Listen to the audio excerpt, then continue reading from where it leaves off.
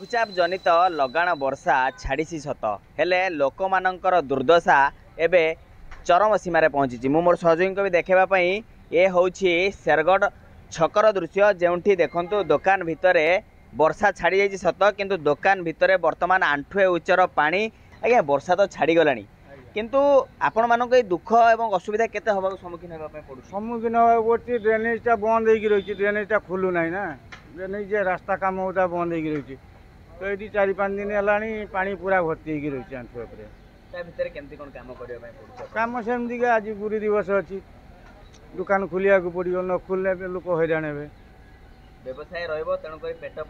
बाध्य होगी माने करिया पड़छ पेट करिया पड़ो पानी निष्कासन कौन कौन व्यवस्था करिया पड़छ प्रशासन चाहिए ड्रेनेजटा क्लीयर कले पानीटा निष्कासन हम। आज हूँ गुरु दिवस एवं व्यवसाय पंथा रही आज से व्यवसाय दिन रही से दुकान खोलने पड़ी और व्यवसाय कर ग्राहक सहित आलोचना करवा आज्ञा